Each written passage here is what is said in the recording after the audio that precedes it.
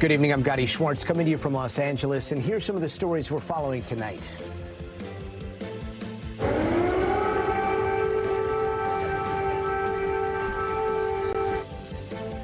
On this President's Day, President Biden makes a surprise trip to Ukraine as Russia's full-scale invasion there approaches the one-year mark. 1 year later, Kyiv stands, and Ukraine stands. Democracy stands. Meanwhile, back in the United States, the announcement that former President Jimmy Carter will spend his final days receiving hospice care. We're going to look back at the legacy of our 39th president. Another cloud of black smoke is seen over Ohio, this time from an explosion at a manufacturing plant. Michigan State students are back in class a week after a deadly mass shooting on campus, while others skip to push Michigan lawmakers to pass stricter gun laws. And Instagram seems to be taking a page out of Twitter's playbook by charging some users for that verified checkmark. But will it bring in more money for Meta or push more people away?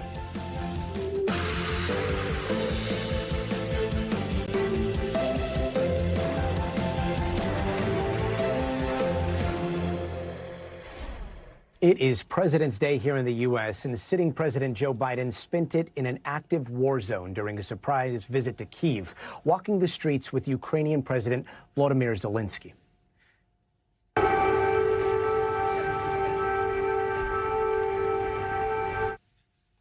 Those were air raid sirens that you just heard, underscoring just how dangerous the trip was. News of the visit was kept under tight wraps. It's the first time in modern history that a U.S. president has entered a war zone without an active American military presence. And he went with the promise of nearly $500 million in aid, saying the U.S. continues to support Ukraine. 1 year later, Kyiv stands, and Ukraine stands. Democracy stands. The Americans stand with you, and the world stands with you. NBC News Chief White House correspondent Kristen Welker joins me now from Warsaw, Poland. Kristen, this is the type of trip that not only takes weeks, if not months of planning. Can you tell us a little bit more about the lead-up? Well, Gotti, good to be with you. This trip was historic, but also incredibly risky, as you say. So White House officials say this was months in the making. And the real talks really started to ramp up after President Zelensky made that surprise trip to Washington. We're told President Biden gave the final sign-off on Friday, and then in the cloak of darkness and secrecy, only a few people in his own inner circle aware, he left the White House early Sunday morning for the long trip to Kyiv. And in that final stretch, we are told he took a 10-hour train ride across the Ukraine border and then back again into Poland. So he is back in Poland here, but I'm told he could have visited a number of different sites in Ukraine. He chose Kyiv because he wanted to send that message that Kyiv is still standing and that the U.S. stands with Ukraine. Gotti. And Kristen, how are the Ukrainians reacting to President Biden's visit? Are they getting the aid that they've been asking for? Well, first of all, they feel heartened by the fact that this is a show of force.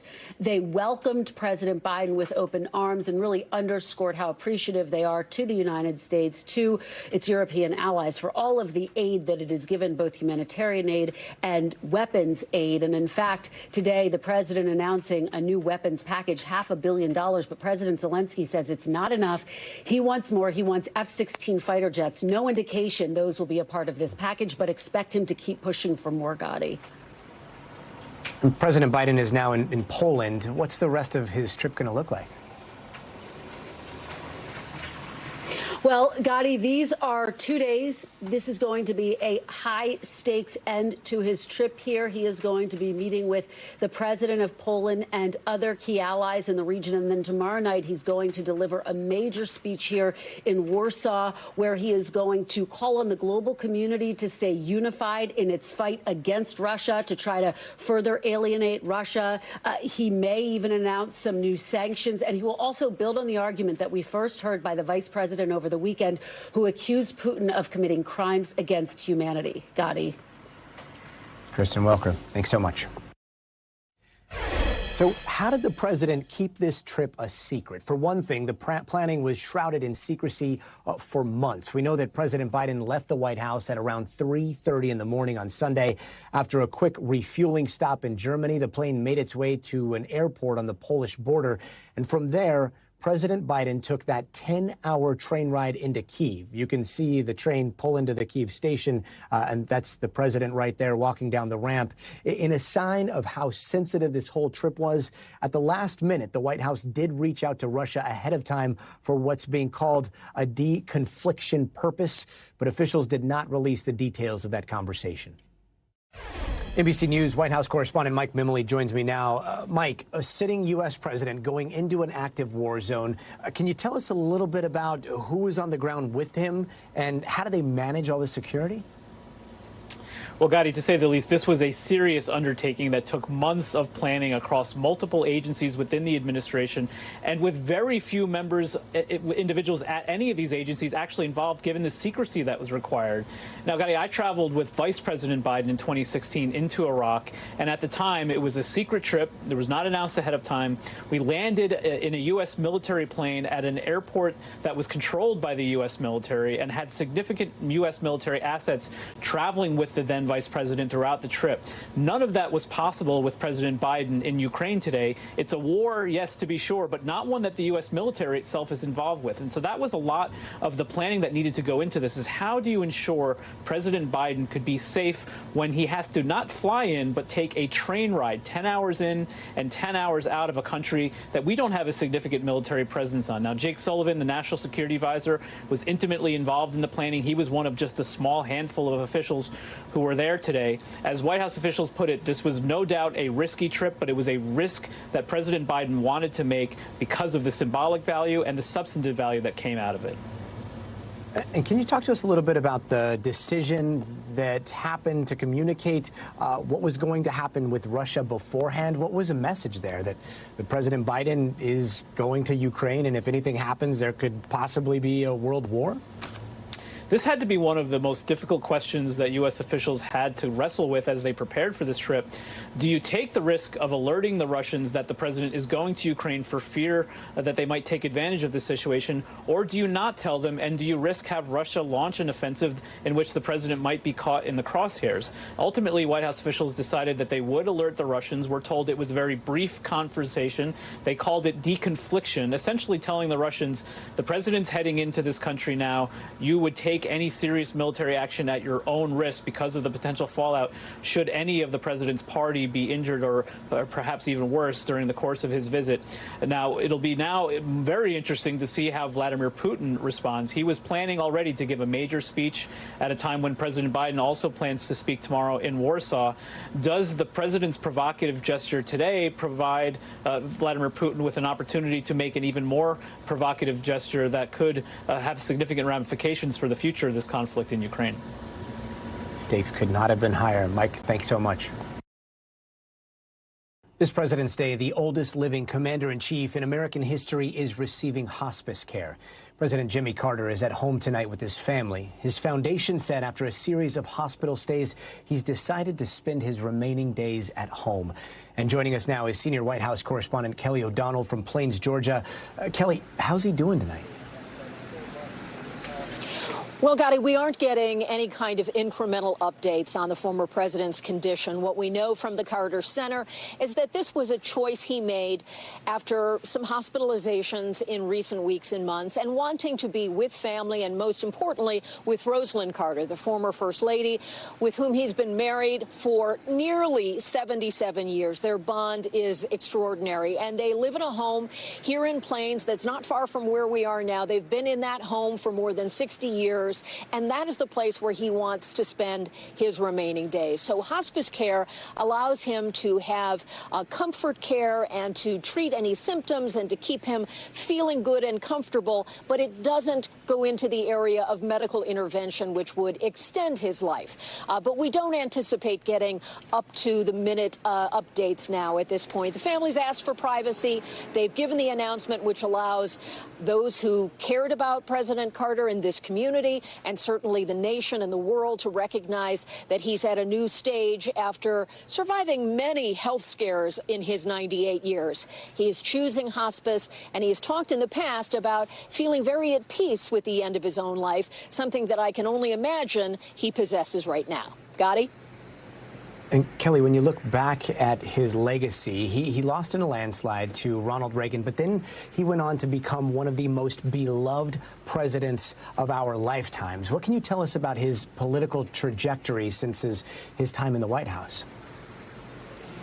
And of course, he came into office out of the Watergate period and had the improbable rise as a little-known Southern governor to defeat Gerald Ford, who was the incumbent. So there are lots of those kinds of unusual characteristics to his political life. But in the decades since he left the White House, he has really been focused on public service in some critical areas, trying to eradicate disease around the world, trying to stand up for democracy, observing elections around the world, and giving some back to the community, something that he has done through an organization many people are familiar with, Habitat for Humanity, that he has worked with for nearly 40 years, physically getting involved, building homes, being a part of giving people the security of a place to call their own, in addition to writing many books and being a spiritual leader in his own hometown here, giving sermons and teaching Bible school for years and years and years. So a life with many acts of public service in many dimensions.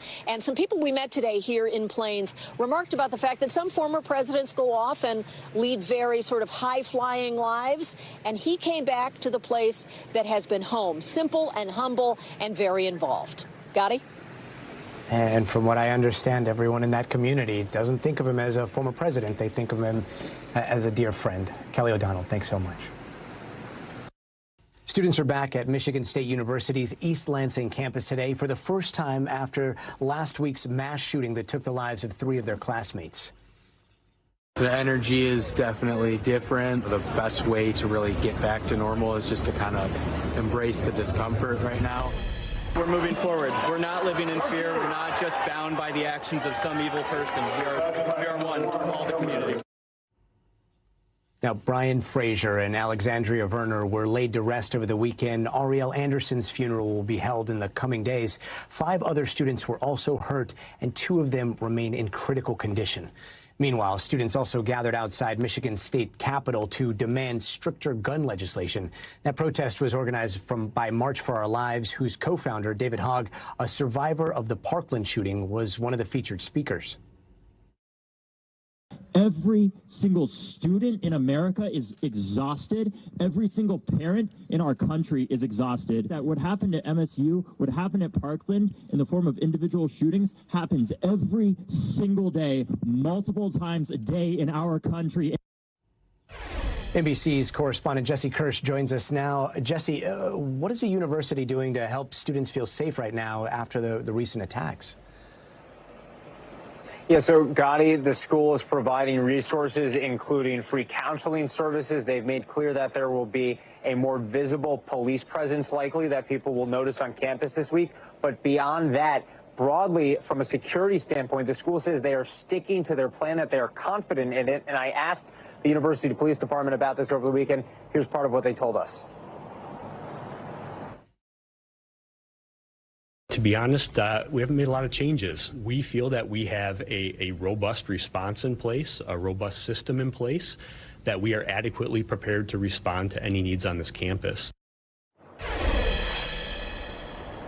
So again, that is what the police department is putting out there. And there's also this balance moving forward of figuring out what changes they might need to make here while also sticking to their core mission and taking pride in the fact, Gotti, that they look at this as an open campus where it's not just someone who is enrolled at the university who can come here and learn.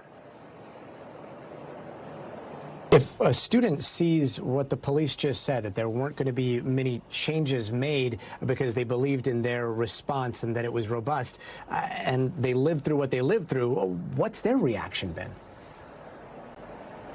Yeah, so you know, we've heard a mix of reactions from students throughout the weekend and today in terms of how they're feeling about being back in class. Some students expressed confidence, trust in the safety measures in place, and feeling like they're ready to get back to class. Others said they would prefer to still be home. It's worth noting that the school has taken action and created some flexibility, including offering different options for grading for the semester for undergraduates. However, they did not mandate that professors offer a virtual option even temporarily. So there are some students who feasibly could be having to come back to campus physically if they're going to be in their classes. So that's something that students are dealing with. And then there's also, of course, got in the back of some people's minds, including the student we spoke with earlier, the possibility of this, what to do in these kinds of situations. It's something that many grow up learning about, reading about, hearing about, and then it hits your campus, and that's what unfolded here for Michigan State students.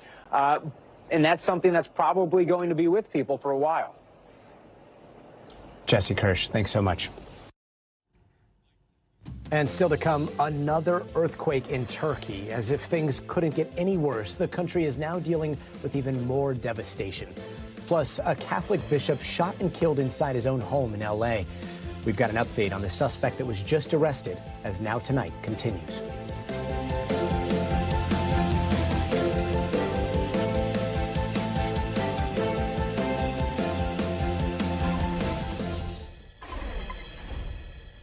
Tonight, people in Turkey and Syria are reeling once again after yet another earthquake. An intense 6.3 magnitude earthquake shook the same region that was hit just 2 weeks ago. Now, the epicenter today is only 10 miles from where that first quake struck and has now killed at least 45,000 people. NBC's Megan Fitzgerald has more. It's been 2 weeks to the day since we saw those massive earthquakes strike Turkey and Syria, leaving behind that massive path of destruction. Today, this evening, another earthquake, this one registering at 6.3 on the Richter scale, hitting in relatively the same area. Now, I want to get to some video and show you what's coming in here. We're talking about everything from dash cam video to security camera capturing the horror that just permeated throughout that region. Thousands of people left terrified as the ground shook again, collapsing buildings and making efforts even more difficult for search and rescue crews on the ground, although those operations have mostly all turned to recovery as the death toll now soars past 45,000. And keep in mind, this is an area where we're talking about 1.7 million Syrian refugees. This area is home to the largest refugee population in the world. The question that still remains right now is what happens to those people who are now displaced and in an even worse situation because of the earthquakes that continue to hit this region. Back to you. Megan, thank you. For the second time in less than 3 weeks, another ominous black cloud of smoke loomed over Ohio, this time in the northeast part of the state. It's all from an explosion at a manufacturing plant in Bedford. 13 people were taken to the hospital, one by helicopter. The local fire captain said right now all employees are accounted for. It seemed like a lot of burn victims, a lot of burn injuries. The people were mostly walking wounded. They were coming up to us. It's a very safe place except for the fact that it's a foundry, so you're dealing with molten hot metal, so there's always an inherent danger. But we're not here for any sort of fire emergencies on any given day. It's a relatively safe plant. Now, this is all happening while the people of East Palestine worry about whether their health is in jeopardy and looking for answers after a train carrying toxic chemicals derailed in their small town. Joining us now is NBC News correspondent George Solis in East Palestine. George, a lot has happened around this train derailment in the past few days. How are the people who live closest to the site doing right now? Yeah, Gotti, a lot of them still understandably frustrated. There's still some cleanup actually happening at that site. So residents are hearing noise. They are seeing some of that dust pick up. Now, mind you, the EPA says that the air and water quality is safe, but a lot of residents are still reporting feeling sick. Many of them say they have sore throats, they have watery eyes, they're even getting rashes. To that end, we know that there's a health clinic that is set to be open tomorrow here to further address those health concerns. Many residents say they're not sure if they're coming because they simply just don't know who or what they can trust. Gotti? And George, when it comes to the clinic and when it comes to additional testing, what's next for that cleanup? We know that there has been ongoing monitoring of the air and water from the EPA, but are there private companies also involved? Are people asking for a second opinion here? Yeah, Gotti, some residents here are relying on outside testing just to double check the findings that the EPA has. Mind you, Norfolk Southern says they are committed to the cleanup here and that they're not going anywhere. So far, they have paid out some $2.6 million to the residents and business owners here as a show of good faith. They say they will continue paying. They will continue to do the work here to ensure that the residents are safe and they are satisfied with things from the air to the water. But again, given so much mixed messaging over the last several weeks now, going into week 3, you can understand why some residents just remain skeptical. And George, I can hear the train behind you. I got to ask, is that a train on the same tracks as this happened? Yeah, that's our understanding, and that is something that many residents say that noise, that horn that you hear is something that makes them uneasy. Many wondering how quickly that train got moving after they were evacuated. Again, one of the many questions that residents have here about how all of this is going to unfold once the investigation into this derailment is done, Gotti. Some eerie context there. NBC's George Solis, thanks so much. And Los Angeles police have arrested a suspect in connection with the murder of Bishop David O'Connell. The suspect is 65-year-old Carlos Medina, and LA County sheriffs say his wife worked for the bishop.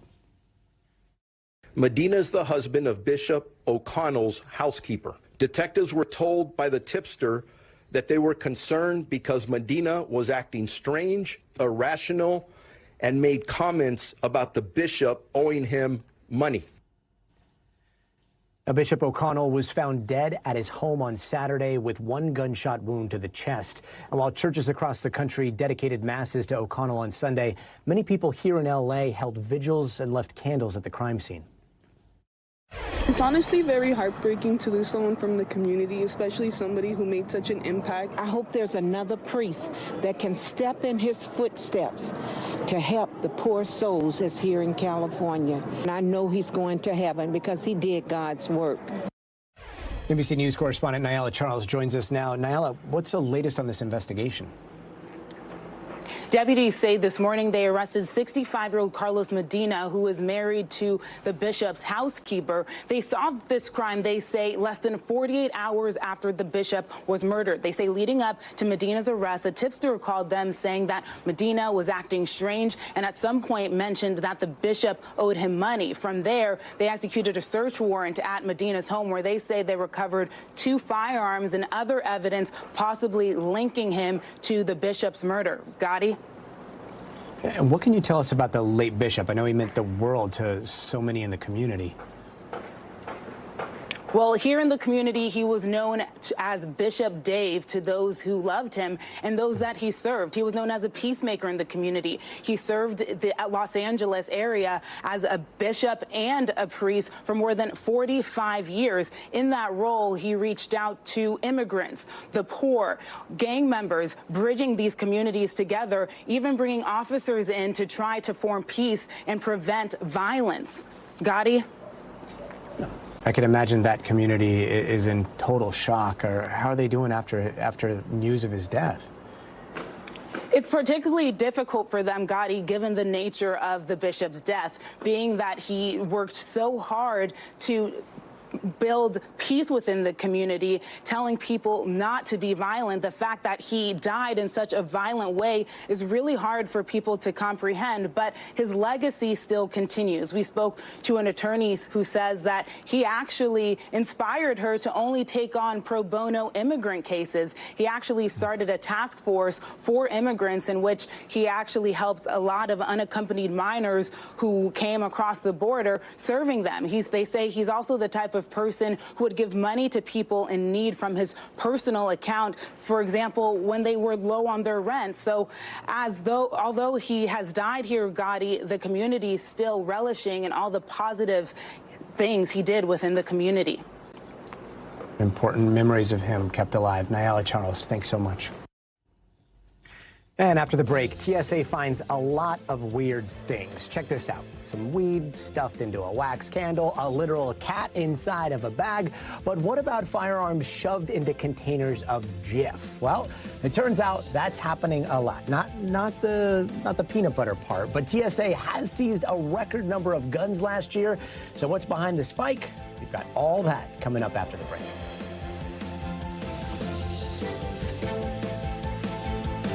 But before you go, you got to see this. Last week, we told you about a 1,000-pound meteor that hit Texas. Well, Texans have finally found out where it landed and got a glimpse of the meteorite. The American Meteor Society says this is the third one to be recovered over the past week. The other two were found in France and Italy.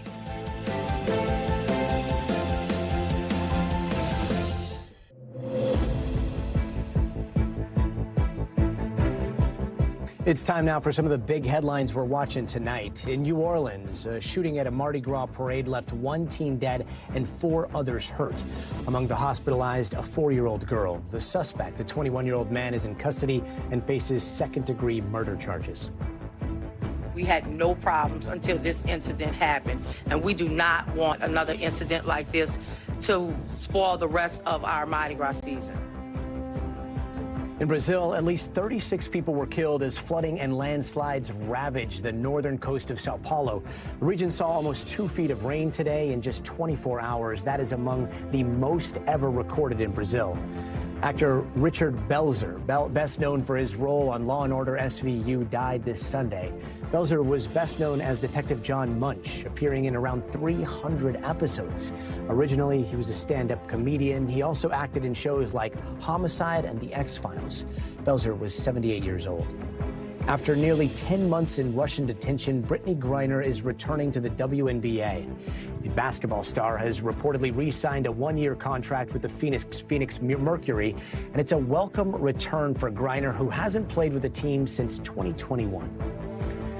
And United Airlines is hoping to make flying with kids just a little bit easier. The carrier announced today it is opening up more seats specifically for families with kids under 12. Parents will be able to book preferred seats next to their kids with no added fee. And here is NBC's aviation correspondent, Tom Costello. Countdown to spring break, and United Airlines, like all airlines under White House pressure, is changing its family seating policy, making it easier for accompanying adults to sit next to children younger than 12 without paying extra. It comes after President Biden targeted extra airline fees during his State of the Union address. Baggage fees are bad enough. Airlines can't treat your child like a piece of baggage. United says its reservation system will automatically place 11 and unders with an adult who is traveling with them, when necessary, making preferred seats available without a fee. The airline industry says carriers try to seat families together, often at the gate, but families sometimes book seats together that cost more. Meanwhile, whether you're seeking snow or sun this spring, airfares are costing up to 40% more than a year ago. Domestic fares in March and April now averaging $264 a ticket, hundreds more for some destinations. Hotels averaging $316 per night, up 64% in 1 year. Start monitoring flight prices now to the destinations you have in mind. Expect to book by the first week in March to get the lowest prices. Be flexible. Depart on your flight midweek to save an average of $100 off airfare. Don't expect any empty middle seats. The TSA screened 2.5 million people on Friday, the most since Thanksgiving weekend. If you haven't bought your ticket, book soon. Prices could rise by hundreds of dollars as spring break draws closer. NBC's Tom Costello, thanks so much.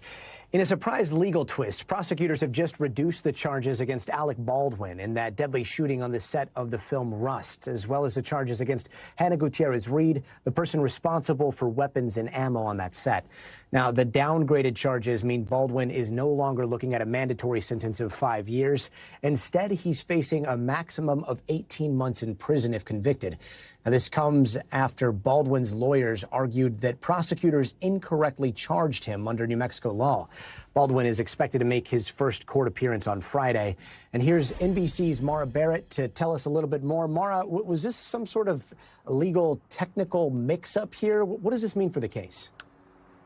That's certainly how it appears, Gotti. The New Mexico District Attorney is saying that they made this decision in order to, quote, avoid further litigious distractions. Meanwhile, Baldwin's team is saying that the prosecution team committed a basic legal error. Now, if you let me get into the weeds here for a second, the firearms enhancement is basically part of the criminal code that adds on more prison time if a firearm is used in a crime. And that's what they were attempting to add on here because of the incident involving the gun on the set of Rust. But the thing is, the current version of the law was put into place in May of 2022. That was 7 months after the incident took place on set. And so obviously this is something that is seen as a win for Baldwin's team. And as you mentioned, this could affect total jail time if convicted. But it also appears to indicate that the prosecution has a relatively weak case, Gotti.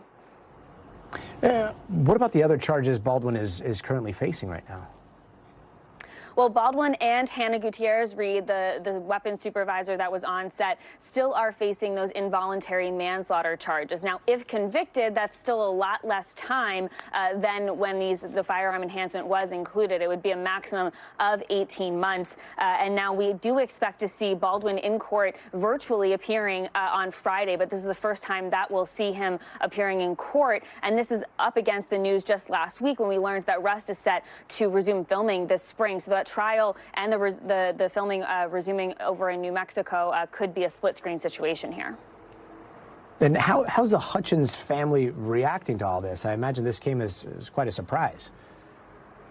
Right, and in short, the family is just overall distraught. Helena Hutchins' family is based in Ukraine, but they did file a lawsuit this month against Alec Baldwin and other people involved in the film. They're seeking damages for battery, negligence, and intentional infliction of emotional distress. They released an emotional video this month. Hutchins' sister saying to, quote, leave this unpunished is unallowable. So it's safe to say they'll be watching these opening appearances in court pretty closely, Gotti. Mara Barrett following it all for us. Thanks so much. And everyone knows you can't put your guns into carry-on bags when you go to the airport, right? Well, last year, while most were taking off their watches or belts to go through security, TSA was confiscating over 6,500 guns, a new record. Take a look at this, a photo of a customized AR-style rifle in somebody's overhead bag. This happened at the Louis Armstrong Airport in New Orleans. Security didn't just find a gun before it made it past security. It was loaded along with over 100 rounds of ammo. The TSA chief tells this Associated Press that this is a reflection of society, saying that security is finding more guns because more people are carrying them. And a winter storm is brewing above the Pacific Northwest tonight and heading straight towards the Great Plains. Winter storm warnings and advisories are in place from Washington to Nebraska. Anyone at higher elevations in the Rockies could see up to 2 feet of snow. And NBC's news meteorologist Bill Cairns has the forecast. Well, Gotti, the groundhog definitely right in some areas, but in other locations, I mean, it's still almost going to feel like late spring or early summer. This is a pretty ridiculous February forecast. Some areas are just like brutal winter conditions. In other areas, you know, like the leaves and flowers are out, and the birds are chirping. It's pretty wild. So the big storm is coming in through the west. Almost every high elevation area is going to get, you know, winter weather or high winds, maybe in some cases both. We have blizzard warnings for a portion of the southern portions of the Rockies here near Durango, near Telluride. We also have blizzard warnings in southern Wyoming, portion of Montana. We have winter storm warnings for areas from, you know, the rim in Arizona, the Wasatch Range, the Sierras, the Cascades. You get the idea. And then the storm will plow its way into the northern plains. Minneapolis, Twin Cities under a winter storm warning. We'll talk more about that in a second. So the first piece of this is going to be the really cold air, gusty winds, and the storm diving down through the west. And we could see the snow elevations, even in California, down between 1,000 and 2,000 feet. It doesn't happen that often. People are going to get snow and have pictures that they don't typically send and you'll receive. And we'll also, unfortunately, in those cases, maybe lose power. Now, the Rocky Mountains 1 to 3 feet, and then the storm comes through the middle of the country. And this is where we're going to have some big problems because it's going to be about a 2-day event. We're going to have winds gusting up to 40, 50 miles per hour and possibly 1 to 2 feet of snow for areas like Minneapolis and St. Paul. A big snowstorm, historic snowstorm for them as we go through Wednesday and Thursday. Those are the 2 peak days. days. And I mentioned the winds, at least 46 million people. We have high wind warnings. Vegas is one of those locations. Tomorrow night, they could gust up to 70 miles per hour, even in downtown Las Vegas and the Strip. So that's going to cause some problems, potentially power outages there. And then other windy areas, Wyoming will have very windy conditions, although any high elevations especially, but a lot of the cities will be in the 40, about 30 mile per hour range. Now, at the same time, we're going to have this crazy warm period of weather that's starting tomorrow and going right through the end of the week. We're going to see high pressure over Florida pulling warm air well to the north, all the way into the Ohio Valley, easily 10 to 30 degrees above normal in many cases. And we are going to see at least over 100, possibly up to 112 record highs over the next couple days. So the temperatures tomorrow, incredibly warm. We're going to be 84 in central Alabama, 80 in Charlotte, Nashville, 78 degrees. People are turning the air conditioners on, Gotti, in the middle of February, and this continues into Wednesday. Cools off everywhere towards the end of the week, but not in Florida. Even Orlando, Gotti, could be near 90 for 3 or 4 days in a row. Pretty wild weather the next couple days. 90s, yikes. NBC's Bill Cairns, thanks so much. And when we come back, we're going to have some more stories. Street vendors are beloved in cities for hot dogs, halal, coffee, you name it. But there are some troubling attacks on them happening across the country. We're going to take a close look. Plus, Meta is looking to make some changes, and it kind of seems similar to recent moves by Twitter. But will it pay off? That's all coming up next.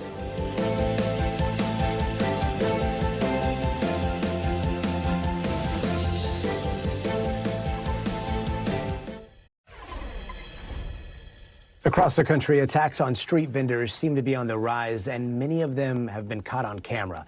In Chicago, a street vendor was held at gunpoint while 4 people demanded cash. In San Jose, just in the last few days, 2 street vendors were attacked, one of them with a baseball bat. And one street vendor in San Diego is speaking out after he was seen being berated by a group of women in a video that's now gone viral. In a viral video, a California street vendor named Andres Arguellos Alvarez says he was bullied by a group of young women. What do you mean? Another hot dog? Should we move? No, sir. In it, you can see 4 young women lined up against the vendor's grill. One woman starts to berate him for his prices. You charge me 7, I'm gonna you over. You understand? Yeah, you understand. The vendor says he asked them to leave. Instead, 2 women start grabbing and throwing his food. The video has now been seen more than 2 million times. The vendor telling Noticias Telemundo how it all made him feel. Me agarraron el bacon con la mano, todos mis vegetales, todo lo que ocupo. Ellas se dieron cuenta pues que yo era mexicano, que yo no hablaba muy bien inglés y pensaron, a él podemos atacarlo. The student who recorded the video explained on TikTok that she did not know the women involved. I'd much rather just show the world how these girls go out in public and act than get myself involved. Also, I mean, for everyone saying that we should have said something, we did. After this video, we did say something. The hot dog vendor is also the sweetest man. The vendor did nothing to provoke this. It was just the girls coming into it, angry and drunk and ready to start something. A spokesperson for Cal State San Marcos said a current and 2 former students were among the group of women involved. Telling NBC News the women's behavior is, quote, disrespectful, and the school's dean of students is currently reviewing all available information, adding, if applicable, we plan to pursue any violations of our student code of conduct. The women haven't been accused of a crime, but the video comes as attacks against street vendors in California are on the rise. In Los Angeles, which has around 10,000 street vendors, robberies targeting street vendors doubled last year. Just this Saturday, police arrested a man they say attacked a street vendor in San Jose with a baseball bat. The video recorded by the man attacked. It was the second attack on a San Jose food vendor in the last week. Last Thursday, an Oakland street vendor was brutally beaten while selling hot dogs when a customer attacked him. And though California has decriminalized street vending and even expanded protections, some activists say it's still an uphill battle. Como yo sé que hay miles de personas que viven esto todos los días. And just when we thought there were enough subscriptions in the world, another reason to pay for something online every month comes along. Meta now says it wants to start selling that verification checkmark. The company is testing a monthly subscription service called Meta Verified, which will let users verify their accounts using a government ID and then get that blue badge in return. The subscription bundle for both Instagram and Facebook will cost $11.99 per month on the web and $14.99 a month if you buy it in an iOS app for some reason. To make sense of it all, Megan Bobrowski is a tech reporter for the Wall Street Journal. She joins me now. Megan, I guess this is some good news if you're looking for that blue checkmark clout. But is this going to be a draw or a turnoff here? So that's a great question. I think, this follows in Twitter's footsteps. So Twitter launched a similar paid verification subscription in December. And based on estimates that we've seen, there hasn't been a huge uptick in people signing up for this so far. But that being said, Instagram and Facebook are different social media apps. And so, someone who might not want to pay for verification on Twitter might do it on Instagram or Facebook. Now, Megan, what's the selling point here? What does this do? So it provides the verification check mark. So that's the main thing that shows this is you, this is your account, and it's supposed to help against impersonation. And it also is offering customer support, so increased access to customer support. And in the past, users have sort of complained about long wait times, and it's hard to get in contact with people at Instagram and Facebook. And so for some people, this might be a draw, if they get locked out of their account or something, if they have this Meta verified subscription, they might be able to get access to customer support sooner. That being said, we'll see how this actually plays out in, real time. Megan, the biggest question I have, why is there that little difference between web and iOS and Android pricing? Sure. So on apps that you buy, if you buy things in apps on Apple phones, Apple takes a cut of that. And so this is a way, so if you notice, if you buy it on the web, you're not using an iOS Apple device there. And so Meta is getting, basically that whole chunk of it. Whereas with if you buy the subscription on your Instagram app, Apple is going to get a cut of that. And so this is their way to sort of pass that cost on to the consumer and for them to, still be making the money that they're hoping to make from this. Now, Megan, this all comes a month after Twitter announced that they're going to start charging $11 a month for Twitter Blue. Is this the new thing across tech? So certainly we've seen over the past year or so, these social media companies rely on advertising to, pay for their business.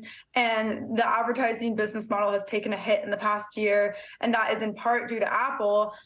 In 2021, Apple changed their policies that make it harder for companies to track users and to target ads to them. And so this made ads less effective and, led to that, coupled with some other issues in the ad market, have made it so that, Meta had declining sales for 3 quarters straight.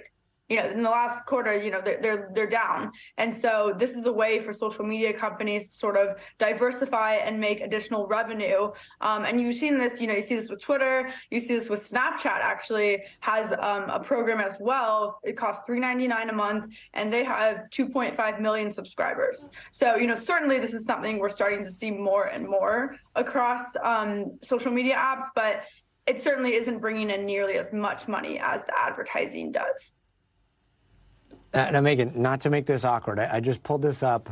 I'm following you on Twitter. I'm not going to say if you're following me back here, but you do have the blue check mark here. So I've got the blue check mark. You've got the blue check mark. Question, would you pay for that blue check mark on Instagram? You know the ins and outs of what verified means probably for years now.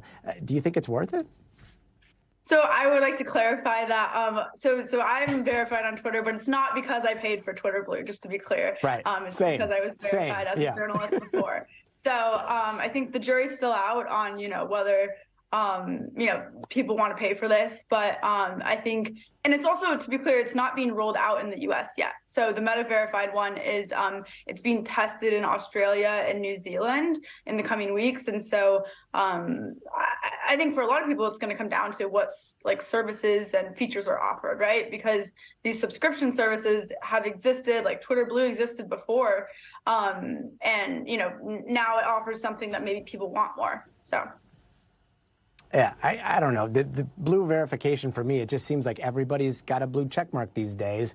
This kind of adds to it. So it's one of those things where if push comes to shove, I don't know if I'm going to be shelling out for either one of these tech companies. Megan, thanks so much. Thanks. And before we go, here are your 60 seconds of joy. A Croatian real estate broker made his first appearance at a tennis tournament and won a pro match. The broker beat an American veteran and former top 10 player. Not only that, he's 33 years old. In the tennis world, that kind of debut is virtually unheard of. And now he says he has to ask for another day off work. And Andy Cohen's 9-month-old is sharing the gift of joy. Her dad shared on Instagram a video of her laughing for nearly a minute straight. Take a listen.